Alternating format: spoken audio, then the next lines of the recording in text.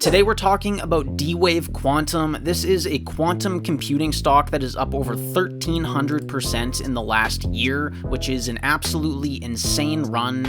Stock market averages for a 1 year is about 8 to 10%. So why did this $5 billion company that lost $131 million last year go on a 1,300% run?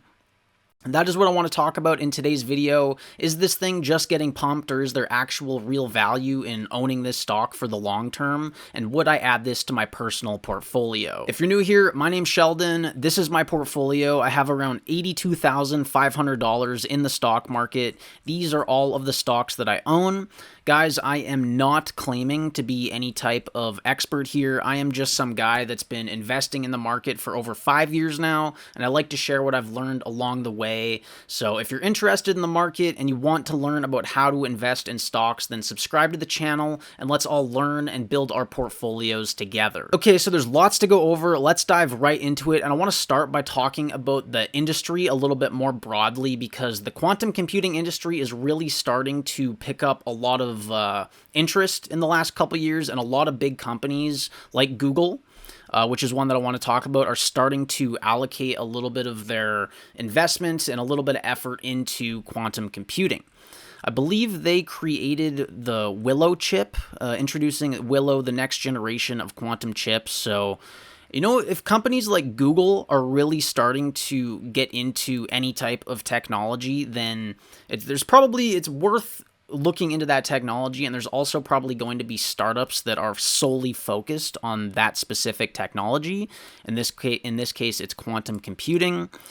So Google's one. IBM is another one that is really getting into the quantum space, and they're developing software useful for quantum computing. And I believe it's like developer kits and technology that's used to develop quantum software, which I don't know much about quantum software, to be honest, and I know a very little bit about the hardware side of things.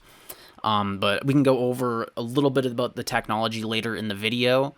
And they're also developing and putting research and development into the hardware side of things. IBM quantum computers set the standard for performance, and they have 100 plus qubit QPUs, which is quantum computing processing units, I believe. Basically, at a very high level, traditional classical computers run off transistors. You know, that's what holds either a 1 or a 0, a high or a low.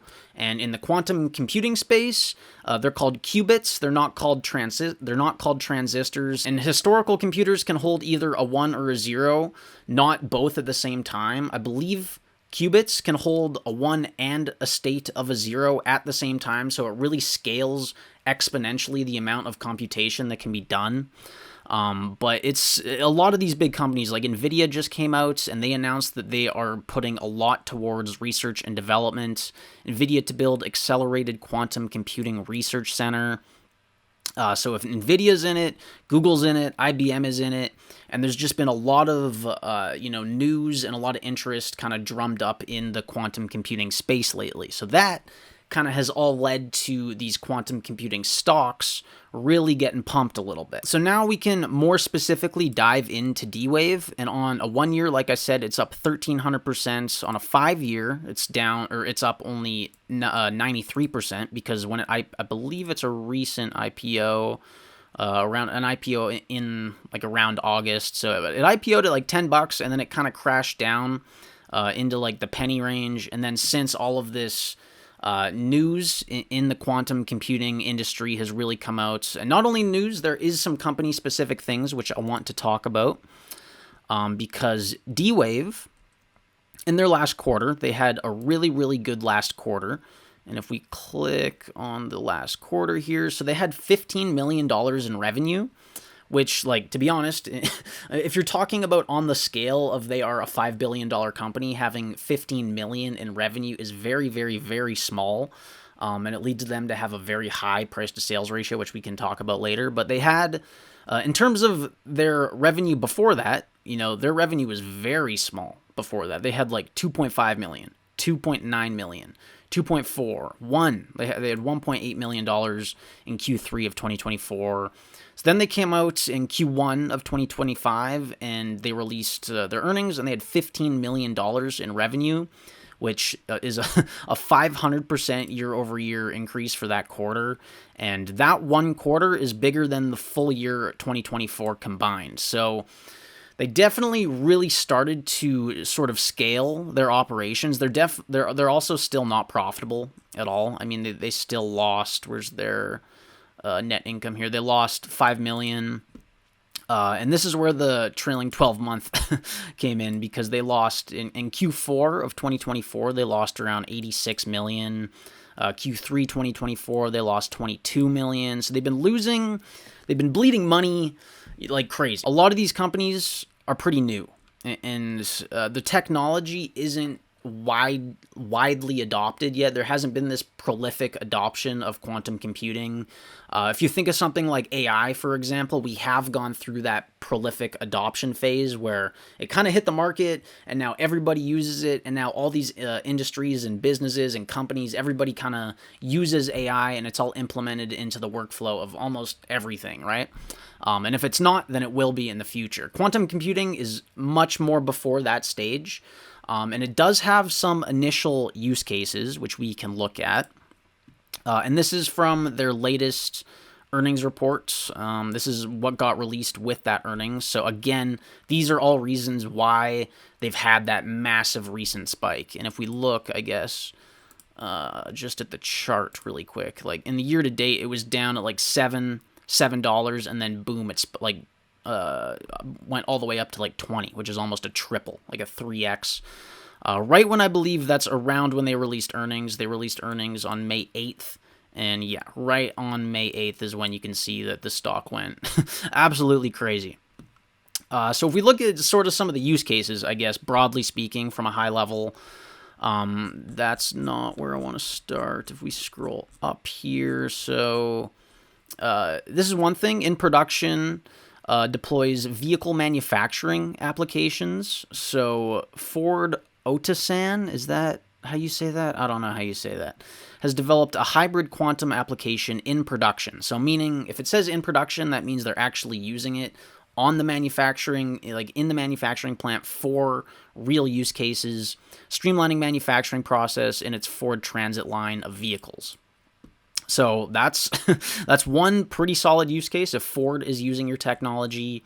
And it's these kind of like smaller use cases so far for quantum computing, from what I understand and from the research that I've done. Like I said, it's not really like wide scale, broadly adopted. But proof of concept successfully combines quantum and AI for drug discovery. I know that chemistry is like one of the main use cases and like material discovery is one thing that they use quantum computing for. Advantage 2 system installation, and Advantage 2 is like their most recent quantum computer that they actually released, I believe.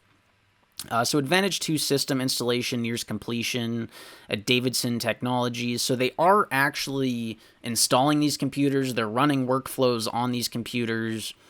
And yeah, I mean, it's a quantum computer company that is actually providing value in the real world, which is where we're just starting to get to in the quantum space. This is something that also happened in this quarter. Quantum realized record attendance at QBTS 2025 annual user conference. So QBTS 2025 is D-Wave's annual user conference, took place on March 31st and April 1st, and they saw record attendance, which is, again, a sign of a growing and scaling company. And one kind of quick thing to note is, like, since instead of a transistor you use qubits, the actual ticker for D-Wave is qubits. So that's a good little almost marketing thing that qubits or D-Wave Quantum has going on for it. So yeah, I mean, that's some, broadly speaking, a lot of the stuff that has happened in this quarter that was really positive fuel for the big increase in their stock price. Another thing that happened this quarter was NVIDIA threw a fireside chat with all of the, well, not all of the, but most of the big CEOs from public quantum computing companies, and I highly recommend you checking out this video. I can leave a link to it in the description, but Jensen Huang was kind of the one leading the fireside chat with Alan Bratz, who is the CEO of D-Wave, And this is Peter. I'm not sure what his last name is, but he's the CEO of IonQ, which is one of the biggest, if not like the main competitor for D-Wave. It's a slightly bigger company in terms of market cap. Like it's an $11 billion market cap company. They make a little bit more revenue. But one thing that I want to note about these companies, and one thing that makes me hesitant to invest in them, is they're so highly valued. Like if we look at D-Wave, right? It's a $5 billion company that makes $21 million in trailing 12-month revenue. And I understand that it's like a brand new technology, and if you were going to invest in quantum computing, now is when you would want to do it, because, you know, it's only the technology is pretty much only ever going to get better from here. But from an investment standpoint and from a strictly financial standpoint, like the price to sales ratio of these companies is just crazy. Like I used to think the price to sales ratio of Palantir was high, and they had like 100. I think their price to sales ratio was like 100, right? But the price to sales ratio on D-Wave is like, I think it's close to 200, if not over 200. And I think we can look at that right here. Price to sales is, yeah, like 196. So it's just very highly valued, right? And at IonQ, which is their main competitor, or one of the main competitors, I think there is over, 231 price to sales. And none of these companies are like profitable yet, unless maybe there's a quantum computing company that is profitable that I haven't seen yet, because they're so kind of in the early stages of developing the technology and really finding real world use cases where businesses actually get value from using quantum computing instead of just classical computing, right? So that's one thing that leads me to be hesitant of the industry, but it is a very cool technology, interesting product. And if the technology ever really did break through and become widely adopted, then you're definitely going to see a high return on investment of these stocks, right? But in the last year, it's up 1,300%. So the best time to get into the stock obviously was like a year ago, before a lot of this big hype kind of ran into the quantum computing space. But is it too late? I don't think it's too late, because the technology hasn't been widely adopted yet. Right? Like you did kind of miss out on the first big hype cycle of a lot of the announcements coming out and companies saying they're actually making deployments of their technology and businesses are using them. But it hasn't been widely adopted yet. Like it's still a pretty small company, a $5 billion market cap company. And like that's huge, obviously, but in terms of the stock market, that's not that big. So would I add D-Wave into my own personal portfolio? And right now, I think the answer to that is a no. You know, I do have exposure into some type of quantum development through Google, and I'm sure even Apple might be starting to look at that. And I have a couple other big tech companies, and through them, I'm sort of indirectly exposed into the development of quantum computing. And I know for sure through Google, right? So that's one reason that I don't think I would directly add D-Wave into the account right now. Also, it has had such a run in the last year, and I don't like. One thing that Warren Buffett talks about is within investing is buying stocks and companies within your circle of competence, I think he says, right? And basically it means to buy companies that you fully understand. Quantum computing is a little bit out of my personal understanding of the technology. Not to say that I don't think it's a viable strategy to, even if you don't understand it fully, I think you can still buy the stock. You just have to understand that there's a risk in not fully understanding the technology. But if you buy the stock, you know, and you make money on it, even if you didn't understand it, you still made money. So, I mean, in the stock market, you're kind of right if you make money, and you just try to add, like, as you do it for a long time, and as I've noticed with kind of how my strategy has developed, you kind of create a thesis and a framework that you want to invest around, and understanding the risk that you might be missing out on. Like, I might be missing out on this stock if it continues to pump, right? But because it's outside of my framework, I might be okay with that. And I do have secondary, like, indirect exposure into the quantum computing industry. I think it's a cool industry, and I'm not saying that I would never add a specific quantum computing stock like either D-Wave or IonQ, because, you know, I do think there is a lot of future potential in stocks like this, especially as more use cases and you know, customer experiences with quantum computing comes out, and as more companies actually adopt the technology.